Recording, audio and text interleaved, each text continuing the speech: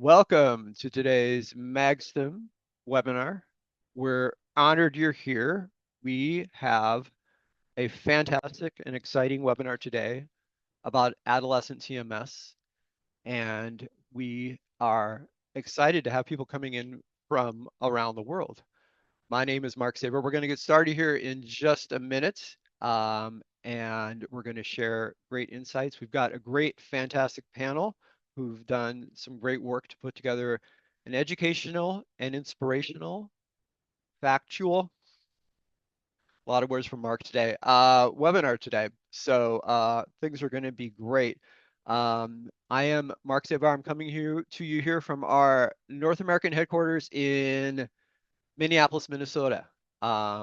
This is our North American office for Magstim EGI, and this is where we provide both the distribution, and we have our North American marketing offices and our service and support offices as well.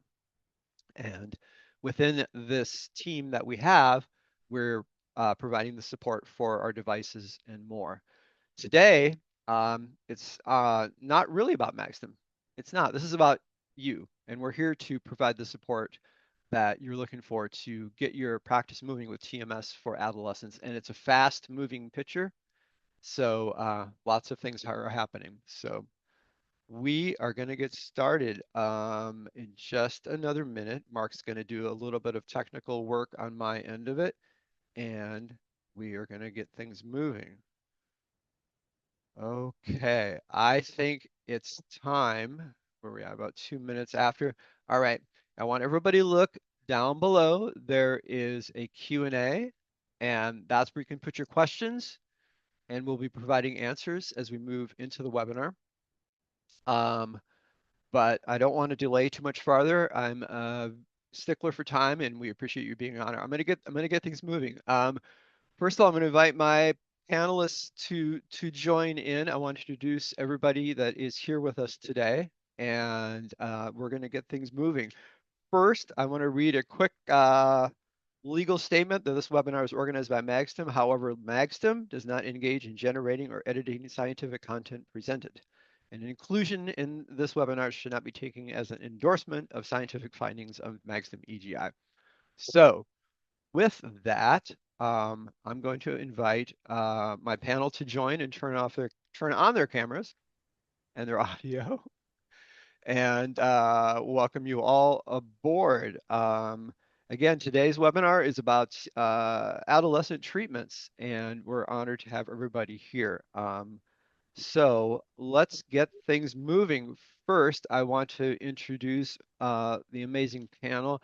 I want to first introduce Dr. Nadia Bening from Texas Hill Country TMS. How are you today, doctor? I'm doing well. I'm excited to be here. Thanks for having me, Mark.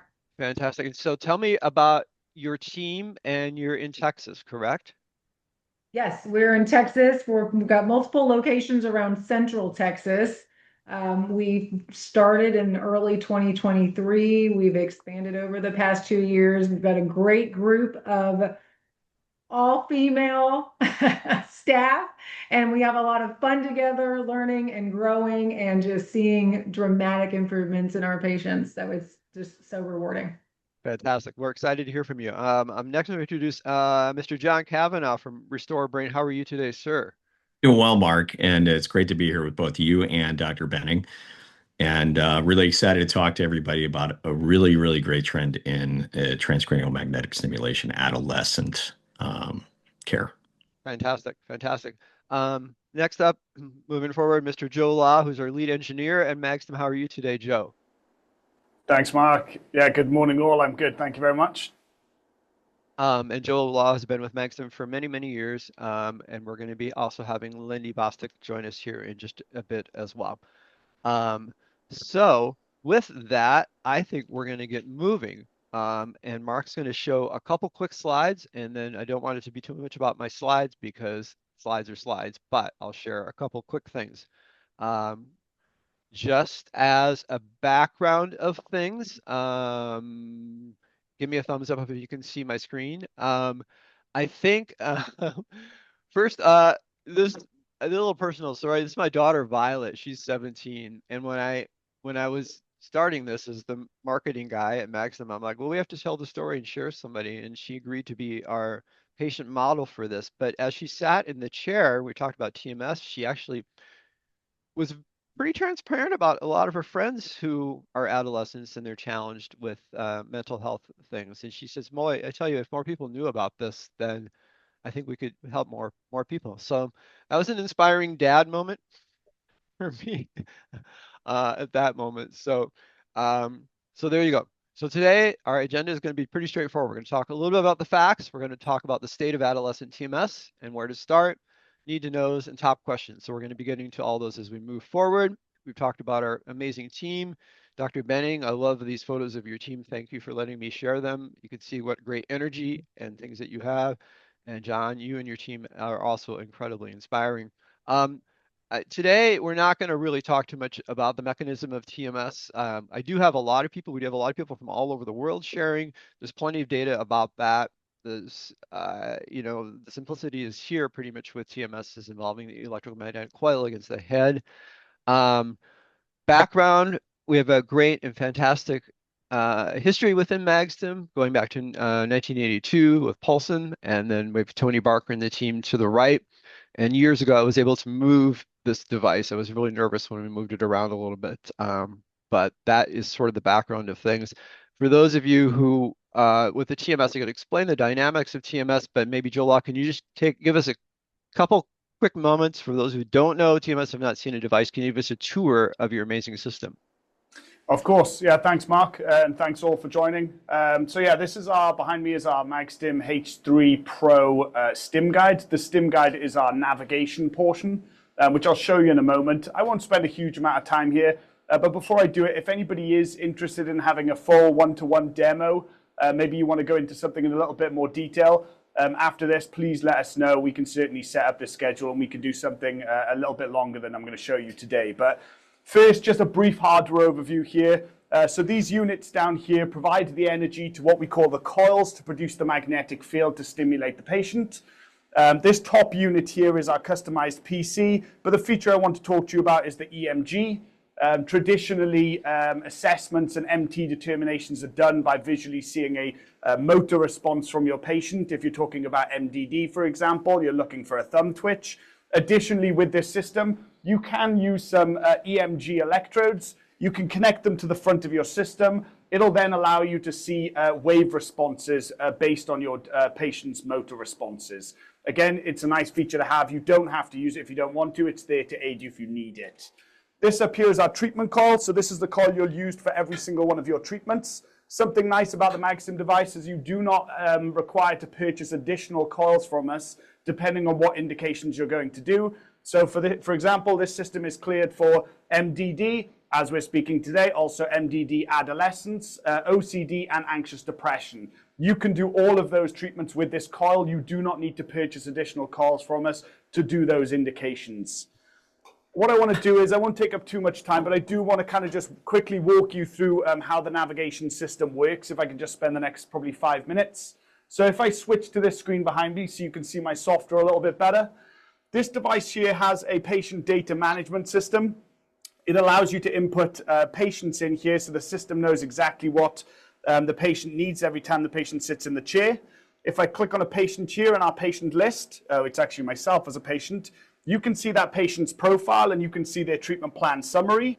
And then if I just go into a mapping here a second to kind of show you how that navigation system works. So we'll enter a mapping or an assessment. So we just have to confirm the date of birth to make sure we're in the right profile. And this is going to take us through to something called the anatomical landmark stage. So traditionally, TMS is done with a fabric cap. That allows you to make markings on that cap to determine where you want to place your coils, etc. That's not required on this system. It takes a lot of the guesswork out and any measurements, etc. It actually uses an infrared camera to look at these trackers, which we've placed in certain parts on the system and on the patient's head. You can place it on the patient's head in any orientation you like. It doesn't matter, and that kind of takes that guesswork away of trying to place that cap in a certain location on your patient's head. Because once you stick that on a patient's head, you can see on the screen, the system wants to know where some particular landmarks are located on your patient's head on that right-hand side of the screen. So using this pointer, I'm going to point to the nasion and mark it. I'm then going to do the left tragus, the right tragus, and then the CZ, which is the top of the patient's head. And now what you'll notice is as I move that pointer next to my patient's head, you can see it in real time on the screen. So this way now the system can track exactly like I'm showing you with this pointer, exactly where that coil is at all times. So just to finish up here and show you an example of what I mean, I'll grab my assessment coil here. I'll kind of simulate me doing an assessment. And what you'll notice is when I place that coil on my patient's head, you can see it in real time on the screen. And now I can see exactly where my coil is at all times. I don't need to make markings on a cap, for example, or make any measurements, because when I deliver a pulse, the system will record in the center column exactly where that coil is at all times. So you'll notice as I'm delivering pulses, that center column is filling up, and that's every single pulse that I just did. And if you look, as I click on it, on the right-hand side, it shows me exactly where that coil was when that particular pulse was delivered. And just to finish off, this wave response here you are seeing, admittedly it is a flat wave response at the minute, but that is the EMG feature. I don't have the EMGs connected at the moment, but if there is a muscle response happening from your patient, you'll see a sine wave in that waveform by there. And that's kind of a real brief overview of the navigation system and the H3.0 Pro with StimGuide. But again, if anybody on this call wants to have a more one-to-one and more in-depth demo, please let us know. I'll be happy to do something, generally an hour demo, something of that nature. Thank you, Joe, very much. It's just good. Some people just wanted to see just a quick overview of things. And again, we can't cover every single thing today because, but we do have kind of a lot to cover on this front. So I think we're going to just start with just some of the basic facts of what's going on within adolescent treatment. And of course, the need is greater than ever. And we're going to just start our panel discussion. And I think the first question I just want to bring to my panel is adolescent TMS evidence-based and who qualifies? There's been a number of key papers, Paul Corcoran's paper. We've got 3 or 4 different key papers. The patient efficacy is there very much, but when you start looking at like why you actually started offering TMS, I'll turn to you, Dr. Bening. I mean, you were seeing patient success with your adult patients, so was it natural to move over to doing adolescent treatments?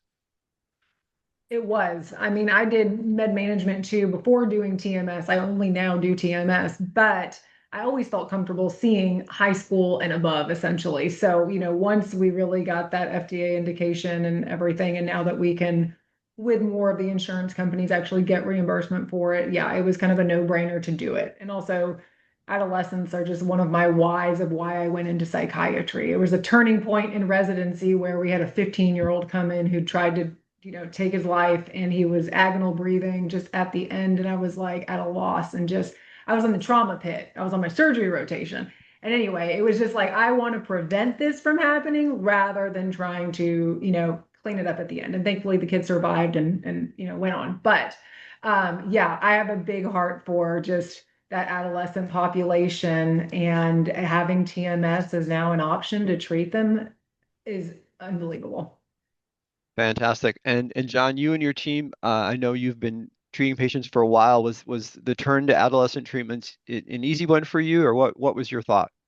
Well, it is because usually when you find an adult who has family members with the genetic variations, there's so many people who have those shared traits. So it's naturally if you find a mom or a dad that they may have an adolescent, somebody in their teenage years, who they don't want to necessarily go down the same path that they had maybe to endure, where they did multiple years of therapy, multiple years of medication management without success. So we really encourage those place. That's a good place, natural place for us to start. Fantastic. Patients. No, I think it's we see a lot of practices reaching out, wanting to learn a little bit more, and of course the efficacy of that over the antidepressants has been pretty strong. So just in terms of the steps that you took to kind of start with adolescent, Dr. Bening, was it, at what point did you literally just say, look, we're going to jump in and do this? Yeah, so last year we had a few of our adult patients receiving TMS that had, older teenagers struggling with depression and anxiety. And they said, oh my gosh, I really want my kid to try this. And we didn't know whether we were going to get reimbursed or not. We were just like, you know what? Let's start somewhere. Let's do it. Let's see how they respond. And so and then we kind of knew the parents already, right? And kind of had that rapport and that trust. And the kid had already kind of come in with their parents, seeing the machine, they were bought in. And so it was really easy to just, start with a couple of those kids. And they did great. And it was so on like the third day of our first 17-year-old's TMS, the mom was like, they did their laundry and they made their bed today. And we were like, can we use that in a review? Because it was just these executive function symptoms that are, start kind of kicking in pretty quickly. So yeah, that's how we started. And then we just, we do a few more, and still, the reimbursement is still questionable, but we've just, started treating more adolescents. And, if we get reimbursed, great. And if we don't, then, they're getting pro bono treatment and they're getting better. So, but we're not going to not do it. Once we know it's safe, it's FDA approved, then it's like, why not? Because anytime you hear of an adolescent that in our communities that takes their life, it's just the most heart-wrenching thing. So, if we can do it, we're starting to do it. Fantastic, fantastic. And John, tell us your thoughts of when you moved over to doing this. So once we saw the FDA indication, our chief medical officer looked at that carefully, and we too kind of collaborated with some of our family members, adolescents. We have had being our age in our communities, both in St. Louis and Dallas, we connect with a lot of people who have adolescent teenagers or into that sweet spot of colleges, and in that area, kind of have that failure to launch symptoms that start emerging. And parents, I think, are more in tune with that today.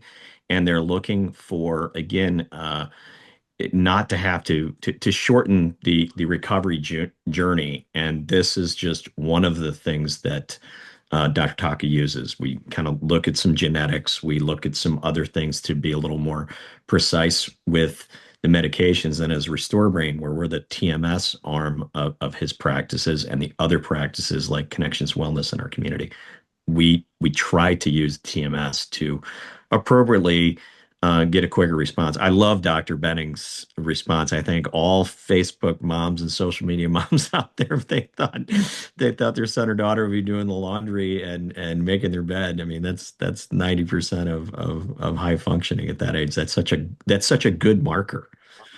Yeah. Fantastic. I know that some of the practices were others had sent some questions in advance, and they wanted to know if you've changed any sort of protocols in terms of how you handle like PSQ9 forms or anything like that, and for the original parts of your treatment regimen.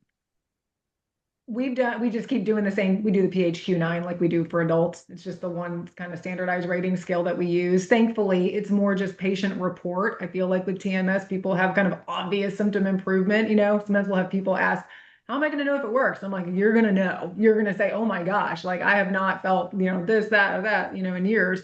So, but just for the standard, we do the PHQ weekly like we do for adults. That hasn't changed. We do the same thing, doctor. We collect that data obviously prior to commencing treatment, and then each week, usually at the end of the week, is when our treaters are collecting that data. We like to share that back with the providers, their treatment team, and enjoy that journey. I think the few adolescents we've done, there's been a robust earlier response, maybe due to some of the neuroplasticity of a younger person. It would seem logical to me that be one of the reasons, but the responses have been solid.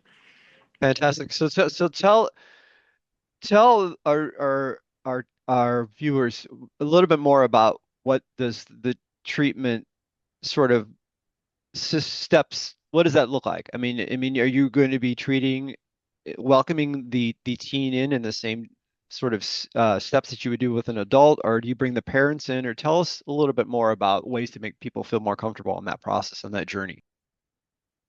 We do free initial consults for everybody. And like in those free initial consults, it's so far with the teenagers, it's always, or the adolescents, it's always been the adolescent and the parents. Every once in a while, it's like the parents call and do the free consult. And then by the time they're going to see me, I've got the kid and they're, obviously evaluating the kid as well. But we always kind of gather all of our insurance information and see if they meet the criteria before they're kind of put on my schedule, right? So, but every time I've seen, I think so far, every time I've seen an adolescent, the parents have been on the appointment too, and it's been fine. If I ever felt like I needed to do it separately, I could request that. But so far, doing evaluations for TMS is a little different than doing a regular psychiatric evaluation when you're doing medication management. So, right. So it's and because of our free initial, I kind of know, okay, they've tried these medications, they've been to this hospital or this residential treatment center or this or that. So it's not like I need to dig that deep into all this stuff. I'm not going to become their therapist. I'm not opening up this, can of worms with them like during the TMS clearance.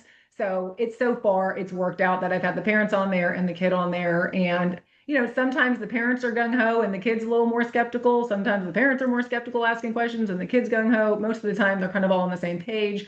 But, you just never know until you're meeting with them.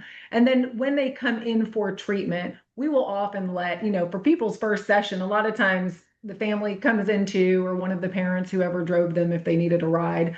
But, and that just kind of evolves however it sort of needs to. If we need to put boundaries in place of like, well, we're just going to see the patient for treatment, we have everybody else wait in the waiting room, we'll do it. But if it feels fine and mom and dad want to come back and it's not affecting the treatment of the child, the kid, it's fine too. So it's kind of on a case by case basis. Fantastic. I think if I add to that too, I think there's just this opportunity when you get an adolescent and the family in there that when you're, that they oftentimes have a lot of good questions. And so we love the questions. We love engaging with them and sort of teaching them a little bit of how this fantastic order in the brain works. And I think that is fun to see the clinicians do and to give them some examples so that at a younger age, they're a little more in tune with, hey, this is how your brain's working, and this is what you maybe need to do.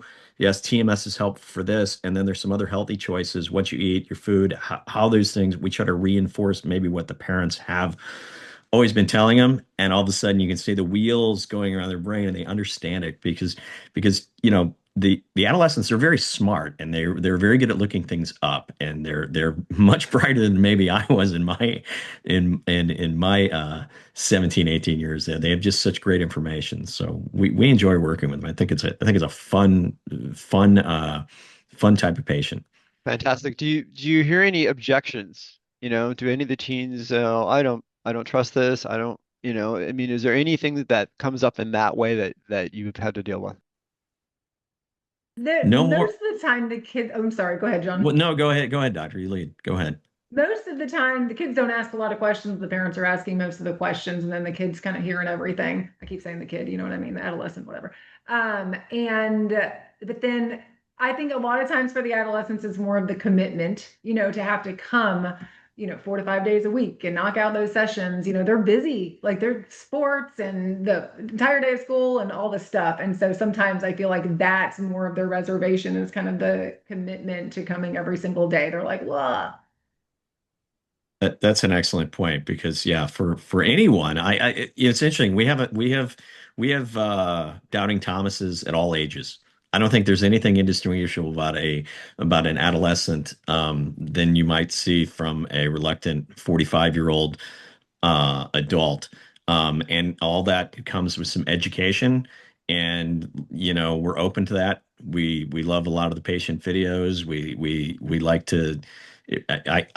I like a little circumspection in a young person. I think it's healthy. I think it's healthy because it gives the physicians an opportunity to really teach, and doctors are very good teachers, and that I think sticks also along with the TMS for the younger people. Fantastic. And So, that brings up, I feel like you kind of hit on this before, John, too. It's like, to me, TMS really reduces a lot of the stigma Hmm. associated with depression and anxiety, because it's like TMS is such a physiological treatment. It's increasing blood flow and BDNF, and it's activating underactive pathways, and it's directly stimulating prefrontal. And it's just like, I think for kids, they're like, oh, okay. It's not, I think it reduces a lot of shame or guilt and that sort of stuff associated with people that are struggling with depression and anxiety too. That's such a great thing to say. Yeah. And, they're in tune with when you tell them about, hey, there's other neuromodulation devices out there, and this is the world of neuromodulation, and it's advancing, and you're a part of this. And you may see athletes or other people who've had that, and you're right, they don't feel like the traditional scope of treatment that was available maybe 10, 15, 20 years ago. Um, I think it's a healthy approach for them. Fantastic. What does the path look like for an adolescent who's doing antidepressant runs, and then kind of moving over to TMS, and any advice for practices working with patients on that front to kind of move from one to the other, because we do see a lot of questions about teens looking to get off of antidepressants. Yeah. So I think right now it seems like most of the guidelines are that in order to approve it for the adolescent depression, TMS needs to be adjunct treatment. So they need to be on an antidepressant as opposed to the adults who don't need to be on anything. They just need the history of the antidepressants and all that. But with the kids, it needs to be adjunct therapy and they need to meet the criteria, prior to. So that's been, we just kind of, when we're marketing, we're just telling people that we're pretty direct about, like, if you want insurance coverage, these Right. are the things that need to happen. I'm very excited for the day that TMS will be first line treatment so we can avoid all of the, unnecessary things for years. But right now that's kind of how it is. And so that's how we, advertise it to people. But we do have a lot of people that don't even want their, kid to start on a medication. They'll pay out of pocket and do it as a private pay course. So we're kind of open to both. That's fantastic. That's fantastic. And in terms of the patients themselves, the teen patients themselves, we on the Maxim side, we've seen, social media is their lives, you know, and so we're seeing more people doing TikToks, and we're honored when people are doing TikToks of their teens being treated, and of course um, but I mean, tell us. I mean, it must be very inspiring for both of you to actually see these teens get better, correct? Oh, 100%. 100%. I think I think the best part about being in the category of treatment resistant depression is that we get to share that's a little part in the success journey that they have, and it never really gets old seeing somebody get well. Um, um, but as the doctor said, there's something particularly heartwarming about a young adult or an adolescent who avoids some of the trauma that could befall them as they go through, the trappings of trying to get well. People are on a journey, and when they get into TMS at that younger age, you just feel really good about it. Knowing what the rate of suicide ideation is, knowing what the challenges of being a teenager these days are, um, it's very rewarding. Yeah, agree. I mean, it is so heartwarming. And I do have like just a special love for like this age of, kids, and just to see like if we can just mitigate any suffering for them, longer term, and they can be more productive, happy, healthy, humans and adults, and just enjoy life, and this gift that they're given. It's just the sooner we can do it, the better, life's too short. Fantastic. Well, this is very inspiring. I'm sure this will help to alleviate people's concerns about moving into that. So we're going to pivot a little bit and talk just briefly about the world of reimbursement, as it were. And it's a moving picture. I was saying earlier, what we in Maxim are planning to do is to build an online hub and a resource for practices so that we can get a best case scenario of where reimbursements are happening, where they're not. And it's a shifting piece. Obviously, some insurance providers are actually changing it for first line. But tell us your experience so far with reimbursement just as a whole, Dr. Benning. So far, I feel like most of the time since the new year, and we've been taking on more adolescents. Now, sometimes there's like a month turnaround time before we see what we're going to get right. We're now like at the end of March, so we have been getting reimbursed with certain ones. It was like we were looking at all the guidelines at January 1st, 2026 of like, okay, who is now allowing it, who's not, because a lot of things were changing right then. So we've taken on more adolescents, since the start of the year. And so far, most of them, I've seen it come back positive. But someone was saying, I think was it John, or I forget who it was when we were talking about this previously, of like, and I read it again today actually, where it was like the insurances often need to see more claims coming in and then they will start reimbursing. And so Correct. I was excited to hear that, because I'm like, well, whatever, we need to just start treating people. And if we don't get reimbursed at some point, whatever, for the long haul, it's important to do so that we can really make the treatment more accessible for people. Well, you're correct. Demand is really what happens, and if you really kind of get into the very boring, and it is the very boring world of how things get paid and why they get paid, it is at a level where most the best insurance that is out there, like in Dallas, might come from American Airlines, Southwest Airlines, these large corporations.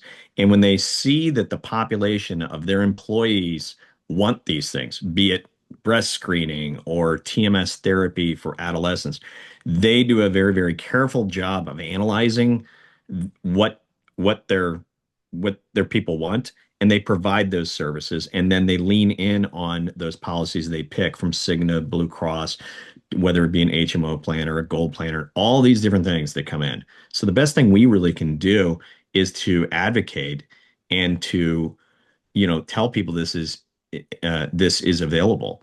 And I know that's a challenge for us all, but insurance always is. There's always those things, but there's also really good working people like Dr. Benning, myself, and others who will help advocate and work with you in your individual markets.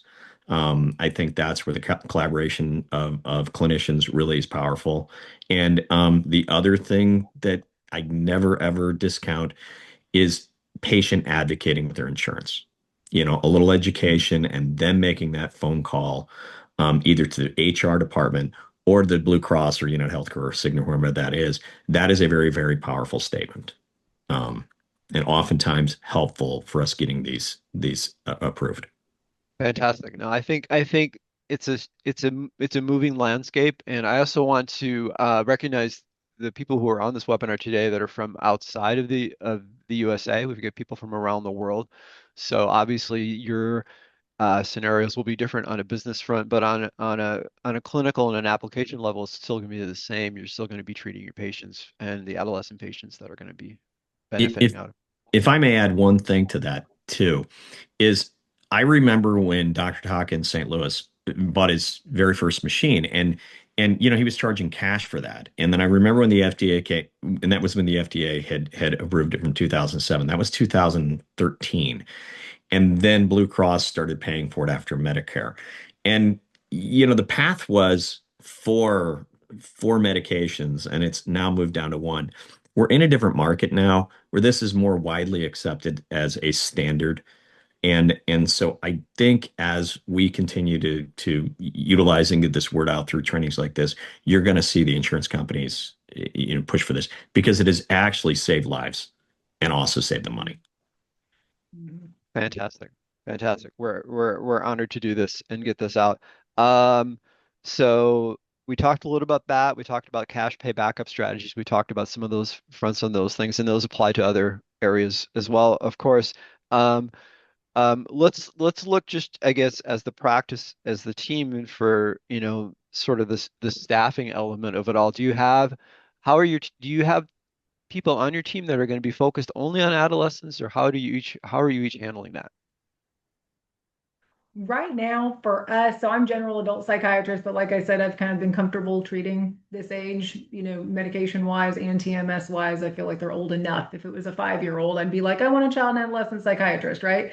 But thankfully, I just hired and brought in a new staff member who is a child and adolescent psychiatrist. So yeah, it probably will make sense that we will put more, with Dr. Casey as we're moving forward, taking more and more adolescents. But again, I think either of us, we can both, split that supervision basically of adolescents at this age group. Yeah, Fantastic. we Go haven't ahead, done Doc. anything. We haven't done anything different either, other than to kind of just recognize that they're a little younger, they're maybe a little more mom and dad might be directing things for a little period of time and learning how to speak to them, let them ask good questions. Same things you do with any young adult, to be frank. But nothing too specialized. Great. Um, okay, so this last of Mark's three big questions. Mark tries to keep things easy. So I have three questions. Might seem like I have more. Um, so let's big picture. Has it been worth it? Has it been worth it so far for you and your team to move into this journey of doing adolescent TMS treatments? And Dr. Benning, I mean, I remember when you were moving into this thing. Where are you at with this? Is the whole thing been worth it so far? Yes, 100% worth it. I feel like TMS works so well that I feel like yes, totally worth it. It's like I wouldn't even give it a second thought of treating an adolescent, a 16-year-old versus an 18-year-old. You know what I mean? The 18-year-old is already approved, right? So it's not that much different. And I just feel good about it. I feel like it is good for their brains. I feel like, it doesn't have the systemic side effects that come along with a lot of the medications. And so it's just, to me, it's a no-brainer, no pun intended, but yes, totally worth it. I echo the sentiments. I mean, I think it's the exact same thing. I mean, these medications that these young people are on were developed and indicated for adults initially. So it's a natural progression. We've been rooting for the adolescent indication to come well for since we entered the space as Restore Brain 7 years ago. And we're really enthusiastic when it came across. And the idea that insurances are starting to cover it is even better. So it makes it more accessible for more families. Fantastic. Pretend my name is Mark, which it is, and I'm starting my own practice here in Minneapolis, Minnesota. What's the biggest piece of advice you have for me before I start the journey of doing TMS for adolescents?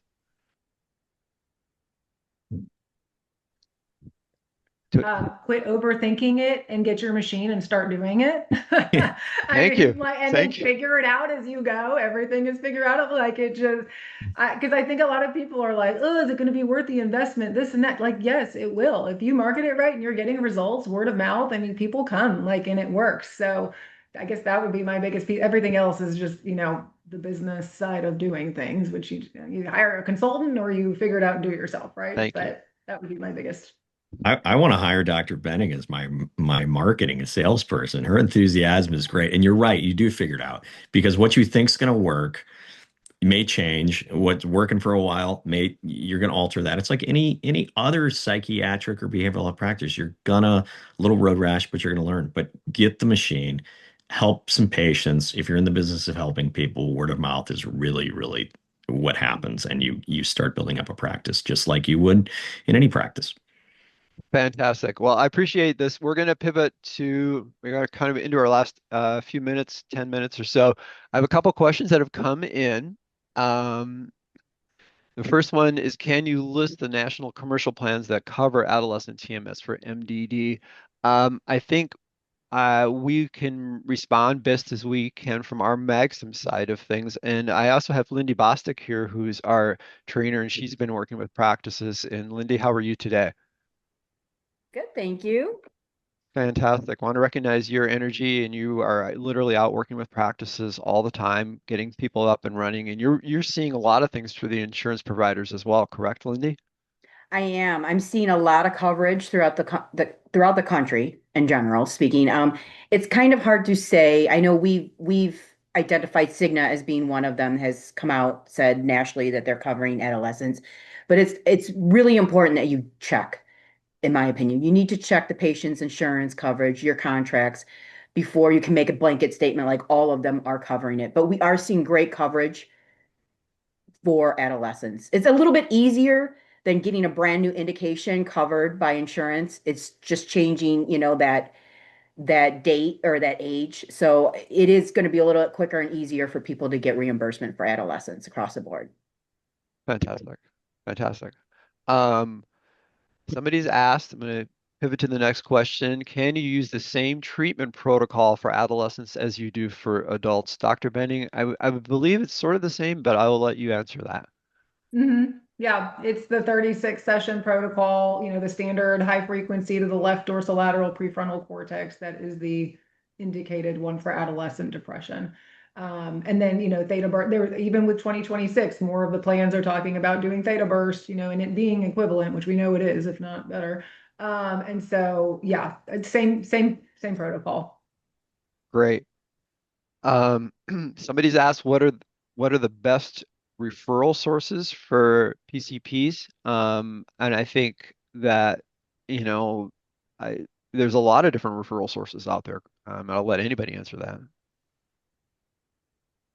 Yeah, we notice when we actually just market to the individuals, we get a better response. So we're a lot of social media marketing because a lot of PCPs don't send people because they don't know that much about TMS, or they have statistics like that. It's like, oh, it's 50-50. And like, it's not 50-50 when we're treating them. So I think like we really just try to like market to the individual. And so many times the individuals are like, oh my gosh, my doctor's never even mentioned this. And they're on their seventh antidepressant.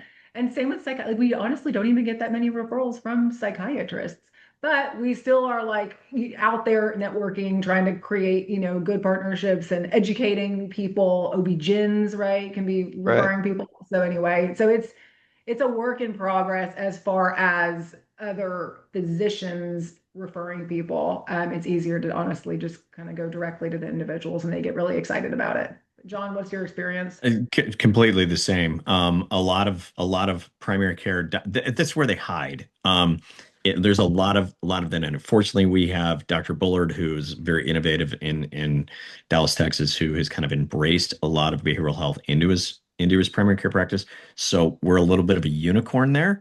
But honestly, direct to consumer. The other thing that I think tap into your therapists, right? Those people who are treating behavioral health that are not centrally looking at the next medication, they tend to wake up thinking of other things uh, other than a medication. So they seem to be a little more open. We get a lot of people out of like IOPs, you know, somebody who's already made a commitment to being somewhere every day for a number of weeks, who while there is in week 2 or 3 and they're not yet getting that benefit. And if that IOP says, hey, we have a tremendous menu of different things here, and one of them is TMS, what we started seeing in week 2 when they're there and they're like, okay, I think for 15 minutes I'm going to walk over and get some TMS. And then it sort of goes rapid fire. You get one, you get two, next thing you know, of the 7 or 8 people in IOP, you're treating 50% of them. And it really becomes a big introductory of education. Let's go talk one day to the IOP team about why TMS works. And again, education. And these people become really educated about their brain and their health. And that's what we want. We want them Fantastic. to be educated. And Fantastic. when It's very, therapists see the amount of acceleration, I think, in the patient's Yeah, therapy while they're doing TMS, it's unbelievable. And like EMDR and TMS, people are actually able to do the EMDR once they're getting the TMS because they can separate all that emotion from the memory or the thought because of that prefrontal stimulation, right? So I think it's like when those people see it, they're like, oh yeah, this totally works. The therapists are great. I'm glad you said that, John. And the IOP, psychiatric hospitals, when people are discharging from a hospital, TMS is a perfect step down too, because they just get so much response from it. correct. fantastic. Couple more quick ones. How do you handle adolescent cases where the response is slower than expected? I would imagine you would change your treatment protocols, but I'll throw it out to anybody who wants to answer that. Yeah, we're pretty, if someone's not responding by halfway through, we're going to do something different. We're adding extra pulses. We might bring them in for 2 a days and not charge for one of the 2 a days. We'll do kind of whatever it takes for people to get a response because a lot of the studies are showing that non-responders or late responders often just need more, right, than other people. So we'll change up the protocol. We'll add extra. Sometimes we'll give an extra 2 weeks for free after their insurance is covering it if they responded like at session 30, right? As opposed to like the 30, sooner. So yeah, that's what we'll do. And sometimes it's just encouraging people to stick with it. Sometimes it's early in, there are 10 sessions. I haven't noticed anything. Okay, just wait, it's okay. Keep coming, and then at some point, if we need to make a tweak to the protocol, we'll do it. John, what do you do? I advocate for all the same items. The one thing I'm going to add to it is it is not unusual for the patient to be the last person to notice. So get a really, really good treatment team and in your treatment team meetings, like talk about the people with the success stories, talk about how you can select things that are encouraging to the patient that they may not notice. I remember our very first patient in Dr. Bullard's was a person who her dress, she hadn't put makeup on, and Dr. Bullard saw her after 5 or 6 treatments, and he commented, "Oh my gosh, what I like your lipstick," and things of that nature. And she kind of got emotional. She said, I put on lipstick. Oh my gosh, I haven't put on lipstick in 2 or 3 years." And that was it. That was the little thing that she didn't even notice she put the lipstick on. And so, same with an adolescent that we're talking about. You need to find those little things. Are they making their bed? Are they paying attention? How is their homework? What's going on? What are those little things? That's what you want to kind of put in your conversation so you can reflect that in the notes and bring that back to treatment team. I think those little things, and then let them know, hey, I see how you're wearing this, or you look good, or you did your hair. Those are the things. That's the little stuff, and they don't. A 17-year-old isn't going to know that. So you get Fantastic. again, you're teaching them. Fantastic. Well, thank you for the inspiration. We're going to kind of land the airplane as Mark is the pilot today, but anything that we didn't talk about that you wanted to talk about, and that, is there anything else that you want the world to know about adolescent TMS? And I'm opening it up to anybody who wants to comment. I think just don't be afraid of it. I mean, worst case scenario, you don't help somebody that could have, you could have transformed their life. The risk to me with TMS is so low, and the potential, benefit is so high that to me, I think, I just don't, I would want to tell people, do not be afraid of it, because it's just so effective most of the time. Excellent. Jump in. I agree. I think also I always go back to that Stardy study, which I carried around and talked about for years and read, at a high level. And then one day I had some extra time and I really looked at it. And what I always talk about to clinicians is what happens between on that third medication. And the third medication in that study is important because is it is where the person becomes not just a patient, but a consumer.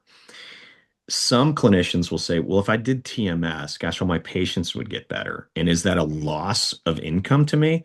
Well, after two medications, and look at the study, and you've prescribed the third, the patient quits. They either fire you and go somewhere else, or quitting can present itself in behavioral health, obviously negatively, and they give up on themselves, or they give up on the treatment. And so I think, this idea that it's going to interrupt your practice only makes it more robust. It really does, and the outcomes speak for themselves. Fantastic. Quick I question for think, Mike.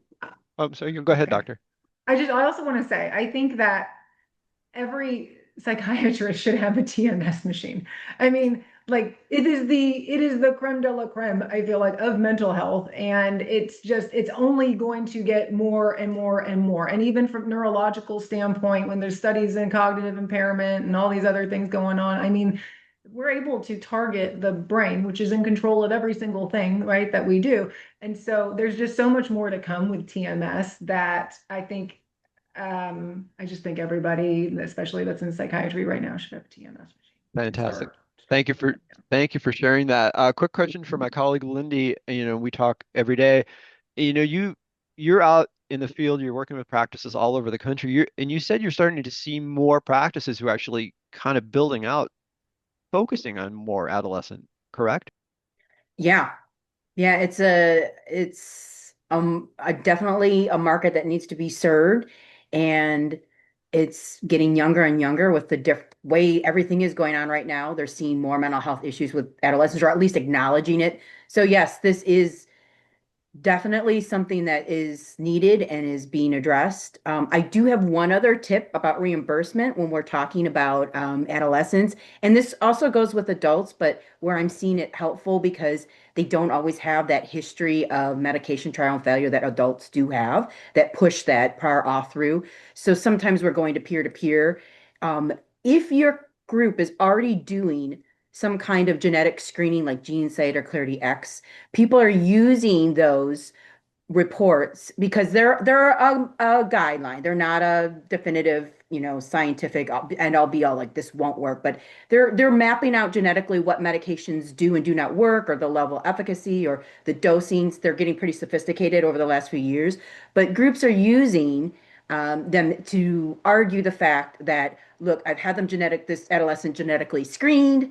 Um, Look at all of the reds I have, or look at all of the negatives, or how much I would have to go up on this medication to maybe produce some efficacy for this patient. So I advise you to take a look at that if you're already you've integrated that into your practice, some kind of genetic screening tool, to use that when you're going to those peer-to-peers or when you're applying for authorizations for those adolescents.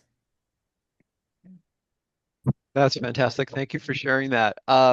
So with that, we are going to land the aircraft. For those of you who asked questions that we didn't have time to get to, provided your question was not an anonymous question, we will be emailing you back with responses on those. I want to thank Dr. Bening. I want to thank John Kavanaugh. I want to thank Joe Law for joining us and giving us a tour of the system. I want to thank Lindy for your insights and more. I want to particularly thank everybody who's attended today. Your being here is a commitment to this next step in what's going on in care. And we're very passionate here at Magstim about improving care. Yes, we make technology. Sure, we do that. Our big goal is to make your patients, help you to help your patients get better. So if you can share this joy and get the word out there more about this amazing treatment, then we're honored to be here. So thank you all very much. I'm going to let everybody go for the day, and please reach out if you have any needs whatsoever, and have the great weekend coming up, okay? Thank you all.